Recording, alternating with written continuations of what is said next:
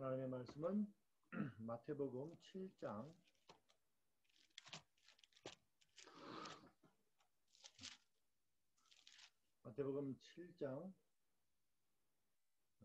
24절부터죠. 마태복음 7장 24절부터 29절까지입니다.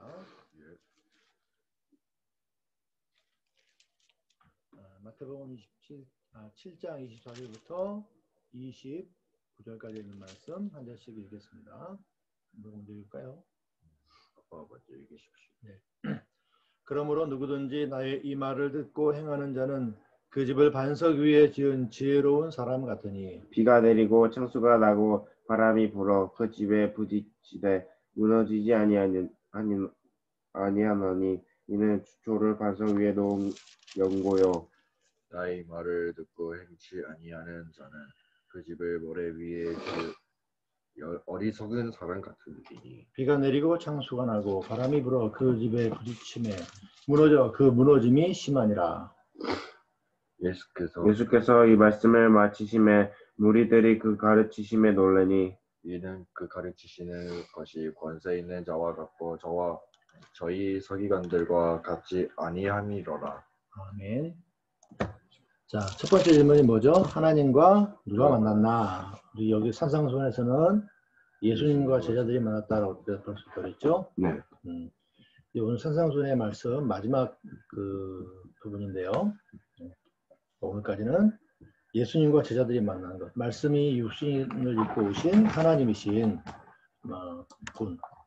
그분이 예수 그리스도시고 그 제자들이 신약 시대에 교회라고 하는데 신약 시대의 하나님의 백성들이 된 거죠. 이 사도들의 터 위에 교회가 세워지는 겁니다. 마치 집을 지을 때 기초가 있고 그 기초 위에 벽과 기둥을 세워서 집을 짓는 것처럼 사도들은 교회라고 하는 이 집에 하나님의 집에 기초가 된다고 말씀하셨습니다. 자, 그러면 두 번째 질문, 세 번째 질문 넘어갈까요? 말씀 속에 있는 주님의 명령과 약속, 하나님의 명령과 약속 찾아보는 거죠. 자, 오늘은 어떤 명령을 찾아볼 수 있을까요?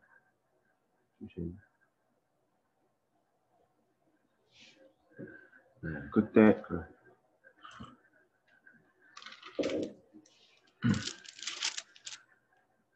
여기는 희한하게 다른 데는 명령은 분명한데 약속은 좀 불분명했잖아요. 근데 여기는 오히려 명령보다는 약속이 더 분명하죠. 그러면 거꾸로 우리가 하나님의 약속을 찾아보고 그 약속을 받으려면 어떤 일을 해야 될까? 그게 명령이 되겠죠. 그걸 이제 명령을 거꾸로 여기서 유추해 보는 거예요. 그 전까지는 우리가 약속을 유추해 봤는데 이제는 약속 속에서 약속의 말씀 속에서 이 말씀을 받으려면 이 말씀대로 되려면 축복을 받으려면 이 약속을 받으려면 어떤 명령 우리가 어떻게 해야 되나 그게 하나님 명령이죠. 그걸 찾아보는 겁니다. 한번 약속부터 찾아봅시다. 그러면 2번이 되겠죠. 누구든지 이 말을 듣고 행하는 자는 그 집을 반석 위에 지은 지혜로운 사람 같으리니. 네, 말하려고 했지만 그렇죠. 아니 뭐 상관없어요. 집을 반석 위에 세운 집과 같이 될 거라는 거죠. 그러니까 그 사람이 마치 집 짓는 사람에 비유하면 반석이라고 하는 그 기초, 튼튼한 기초 위에 집을 지은 사람 같을 거라는 거죠. 자, 우리 집 지을 때 기초가 튼튼해야 된다고 그래요? 아니면 부실해야 된다고 그래요? 튼튼해야 돼. 튼튼해야 된다고 얘기하죠. 그렇죠. 그럼 왜 그런 일을 얘기하는 거예요? 기초가 튼튼하지 않으면 집 자체가 똑바로 서 있기가 어렵겠죠. 특히 바람이 불거나 막 물이 막 이렇게 닥친다든지 이런 뭔가 집을 무너뜨리려는 어떤 일이 생길 때 견뎌내지 못하겠죠. 튼튼하면 기초가 튼튼하면 그걸 견딜 수 있고 상대적으로 그렇지 못하면 견디기가 어렵다는 거죠. 자, 그러면 예수님 말씀이 이제 계속 나오죠. 25절에 보면 왜 튼튼한 반석 위에 그 집을 짓는 것처럼 해야 되느냐? 그 집이 25절에 뭐라고 되어 있어요? 비가 내리고 창수가 나고 바람이 불어 그 집에 부딪히되 무너지지 아니하나니 이는 주초를 반석 위에 놓은 연고요. 네, 그러니까 여기서 그 우리가 올 여름에도 많이 경험했지만 우리가 경험한 건 아니지만 TV에 보면 우리나라에도 태풍이 홍수가 나고 그래가지고 2번인가 3번인가 막 그 비에 의해서 물살이 늘어나고 그게 범람하니까 그 옆에 있던 집들을 다 쓸어버렸죠. 도로도 막 깨져버리고 막 무너져 내리고 그 다음에 집들도 막 무너져 내리고 또 바람이 불었을 때는 어떻게 해요? 더 집들이 더 날아가고 그랬죠. 그건 물론 이제 벽도 튼튼하고 다른 것도 튼튼해지만 일단 제일 중요한 첫 단추는 뭐냐면 집이 튼튼한 것의 첫 단추는 기초겠죠. 일단 기초가 무너져 버리면 위에 아무리 튼튼하게 세워도 소용없는 거잖아요. 근데 예수님께서 이걸 비유로 말씀하신 거예요. 뭐에 대한 비유냐면 예수님의 말씀을 듣고 행하는 사람, 순종한다는 거죠. 그 사람은 마치 기초가 튼튼한 집과 같다는 거예요. 그러니까 예수님의 말씀을 듣고 행하는 사람, 순종하는 사람은 그 사람의 삶은 뭔가 복락이, 행복이 보장됐다는 거죠. 축복이. 그런데 반대로 그러면 예수님의 말씀을 듣고 순종하지 않은 사람은 그렇지 못하다는 얘기죠. 그게 이제 여기 26절부터 27절에 나와요. 예수님의 말씀을 듣고 행치 않는 사람은 예수님이 뭐라고 비유하셨습니까? 집을 모래 위에 지은 어리석은 사람. 그렇죠. 아니 기초도 뭐 여러 가지가 있는데 제일 약한 게 모래잖아요. 여러분 모래장난 해봤어요? 네. 네. 모래 쌓아놔도 물 한번 쓱 하면 어떻게 돼요? 그냥 다 녹아버리죠. 스르르르 무너져 버리죠. 제일 약한 기초의 상징이 이 모래인 거예요. 거기다 집 짓는 사람은 정말 바보죠. 그래도 좀 실제로는 부실하더라도 겉보기에는 좀 튼튼한데 보통 사람 짓잖아요. 근데 물에 짓는 거는 완전히 그냥 부실한데 그 집을 짓는 거예요. 부실한 기초 위에다가. 자, 그러면 그 사람은 어떤 사람이냐면 비가 오고 바람 불면 그 집은 쉽게 무너지는 거죠. 이것은 어떤 사람을 비유한다고 했어요? 26절 앞부분에 보면 나의 이 말을 듣고 행치 아니하는 자. 그렇죠? 그러면 아까 예수님께서 두 가지 비유하신 거죠. 나의 말을 듣고 행하는 자와 나의 말을 듣고 행치 아니하는 자. 그 한 가지뿐인데 그게 사실은 굉장히 큰 차이를 나타내는 거죠. 집 기초를 모래로 짓는 거하고 튼튼한 반석, 바위죠. 바위 위에 짓는 거하고 뭐 그냥 기초 하나 다 놨을 뿐인데 그 차이가 집이 나중에 막 비바람이 불고 막 홍수가 났을 때 무너지느냐 무너지지 않느냐를 결정한다는 거죠. 자, 집이 무너진 사람과 무너지지 않는 사람 굉장한 차이가 나죠. 우리 저기 홍수에 집 잃어버리는 사람들 우리가 수재민이라고 그래요. 근데 그분들은 어떻게 해요? TV에서 어떻게 했어요? 집 다 잃고 옷도 없고 하나도 없고 어떻게 해요? 체육관이나 학교 같은 강당에 모여 있잖아요. 그러면서 뭐라고 인터뷰하면 뭐라고 그래요? 앞으로 어떻게 살아야 될지 모르겠어요. 막 그렇게 마음이 낙심해가지고 막 이렇게 인터뷰하는 거 들었나 모르겠네요. 자, 그런데 집이 튼튼한 사람은 비가 와서 아이고 큰일이네 하지만 집은 아무 문제 없잖아요. 그 사람은 또 다음날 또 행복한 삶을 살아나가는 거죠. 물론 이제 비유니까 뭐 집 없어도 행복하게 살 수 있지만 비유니까 그런 차이가 나는 것처럼 하나님 말씀을 순종하는 사람과 순종하지 않는 사람은 이 큰 차이가 있다는 거예요. 자, 그러면 여기에 약속이 돼 있잖아요. 그렇죠? 네. 순종하는 사람은 이럴 것이다. 또 순종하지 않는 사람은 집이 떠나려간 비바람에 집이 떠내려간 사람과 같이 될 것이다. 불행하게 될 것이다. 하셨잖아요. 그럼 여기에는 이제 하나님께 순종하면 행복이 보장되어 있다. 우리가 이걸 다른 말로 구원 영생이라고 할 수 있겠죠. 근데 그러면 거기에 어떤 명령이 있는 거예요? 행복하려면, 구원 얻으려면 하나님의 말씀에 순종해야. 그렇죠. 행다. 그 명령이 있는 거죠. 순종해라라는 말 없지만 그래야 된다라는 말씀이 들어있는 거잖아요. 그러니까 거기서 우리가 추론해낼 수 있는 거죠. 유추해내는 거죠. 구원 영생이 보장되어 있는데 그건 어떨 때냐면 하나님의 말씀에 순종할 때니까 순종하라. 이게 명령이라는 거죠. 이렇게 쓸 수 있겠죠. 예. 반대의 경우도 있겠죠. 불행하지 않으려면 불순종하면 안 된다. 뭐 이런 말도 되겠지만 긍정적인 표현을 한번 써봅시다. 하나님 말씀에 순종해라. 주님의 말씀에 순종해라. 약속은 그러면 너희들에게 누구든지 나의 이 말을 듣고 집을 반석 위에 지은 사람 같을 것이다. 그 집을 반석에 지은 사람은 걱정이 없죠. 예. 그리고 행복하겠죠. 비유에서 보면 그걸 우리는 구원이라고 하죠. 그 행복을 구원이고 영생이라고 하는 거죠.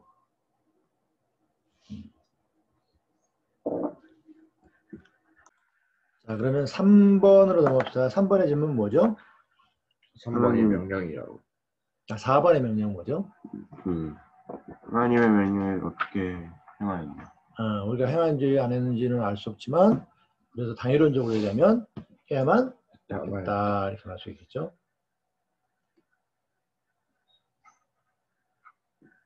이어서 5번으로 가면 5번에는 질문이 뭐죠? 잠시만요.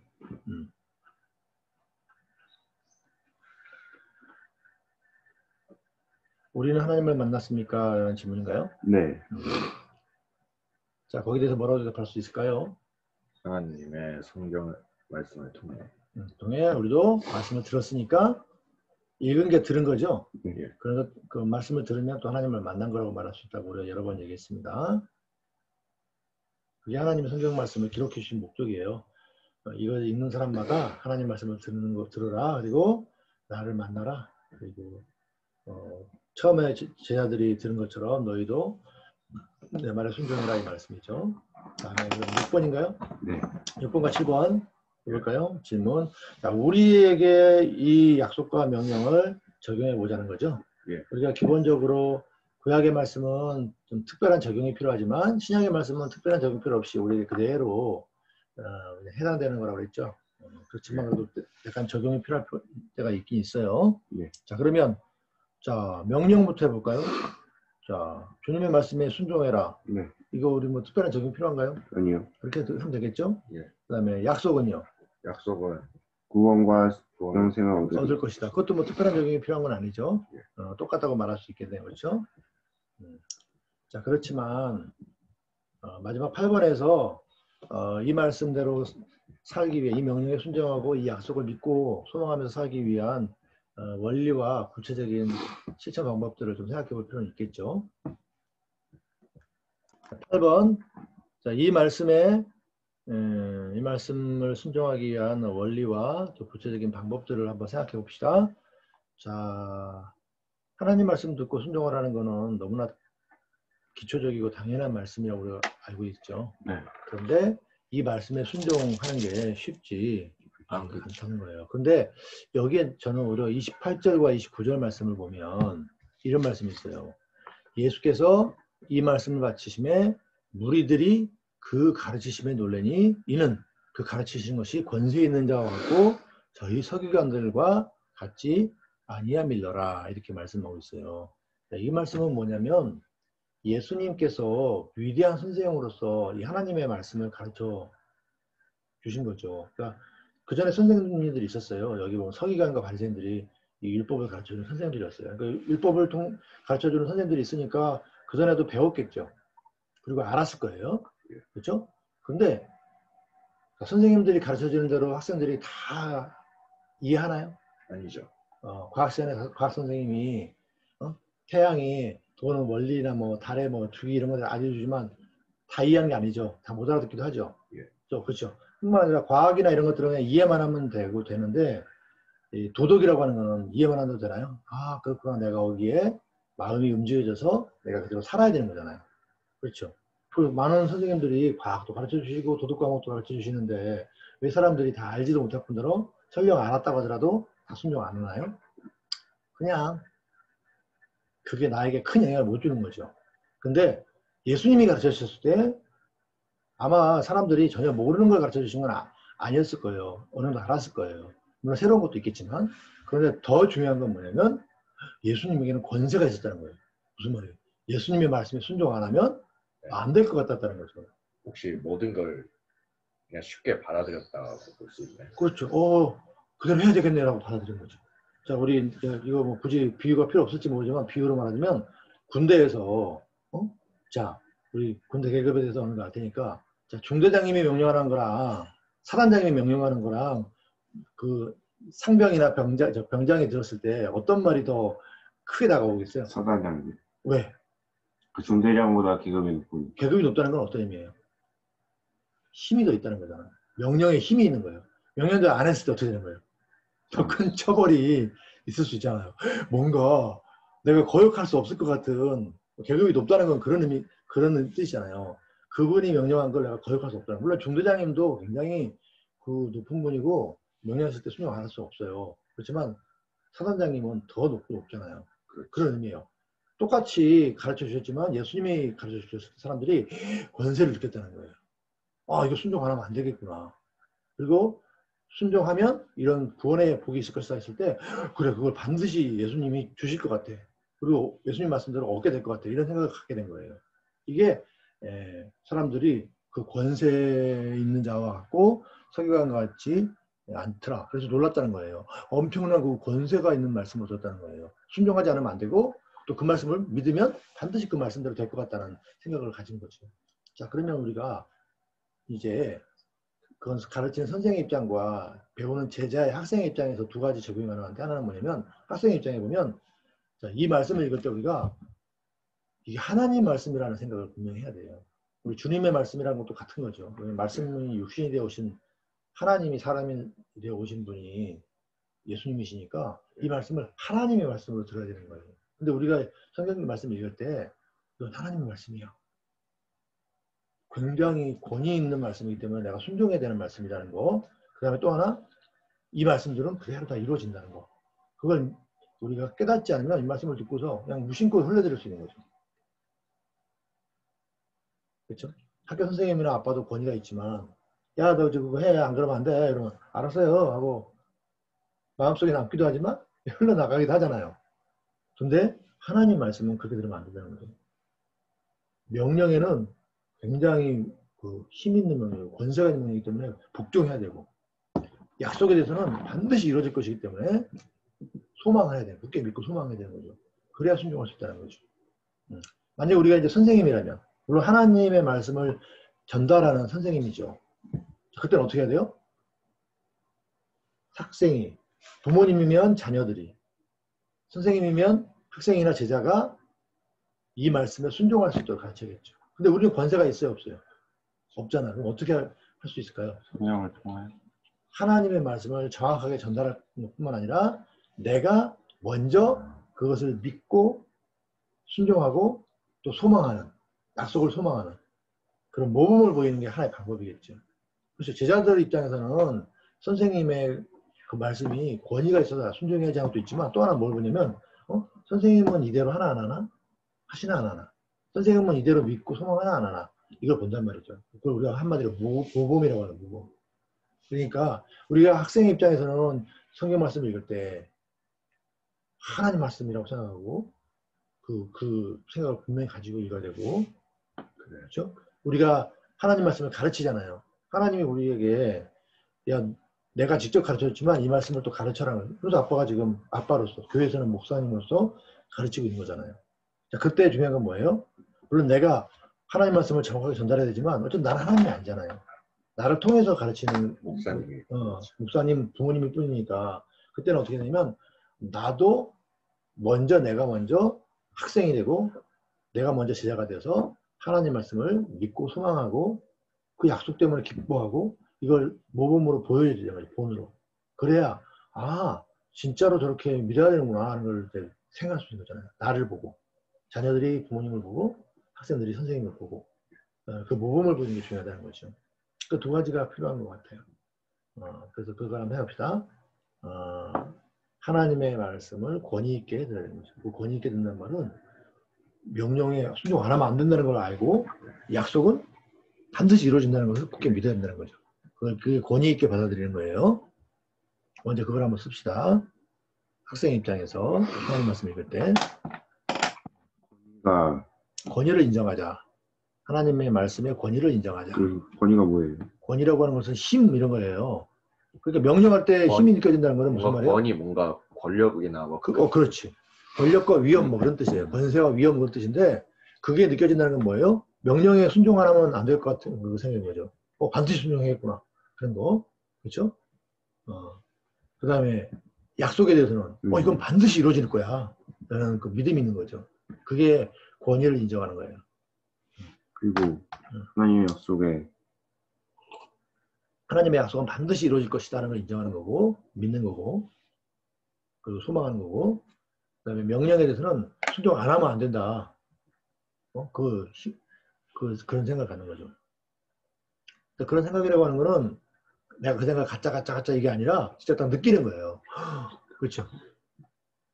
우리 사단장님이나 누구 높은 분이 이거 명령했을 때 내가 말씀에 순종, 여기 사단장님 명령 들어야지 일어나요? 아니 그냥 안 들어가면 되지. 딱 생각이 드는 거예요. 그런 걸 말하는 거예요. 그 힘을 느끼는 거죠. 딱. 그 다음에 학생 입장 썼어요? 예. 도영이도 정리됐나? 네. 그럼 이번에는 선생의 입장. 하나님 말씀을 가르치는 입장이 되는 거죠.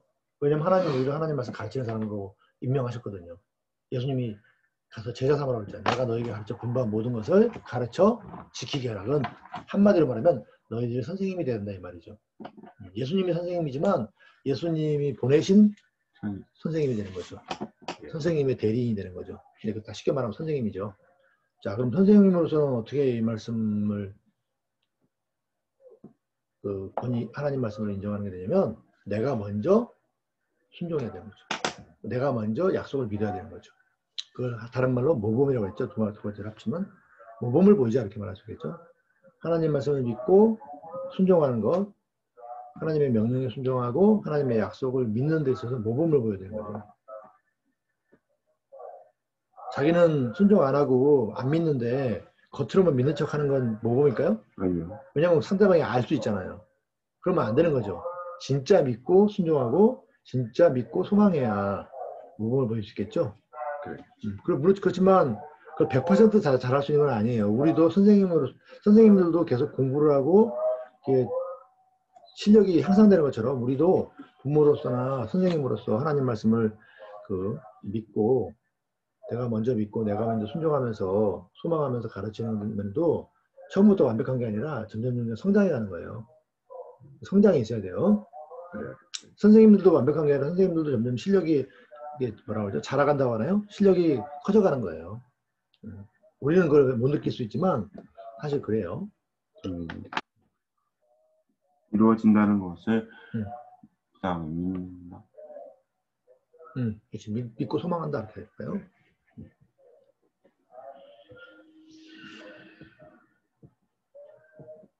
모범은 내가 먼저 그걸 믿고 소망하는 거죠. 순종하면서 믿고 소망하는 거죠. 약속을 믿고 소망하고 명령에는 순종하는 거 내가 먼저. 그게 모범이죠. 그러면서 가르치라는 거죠. 모범을 보이면서 가르쳐라.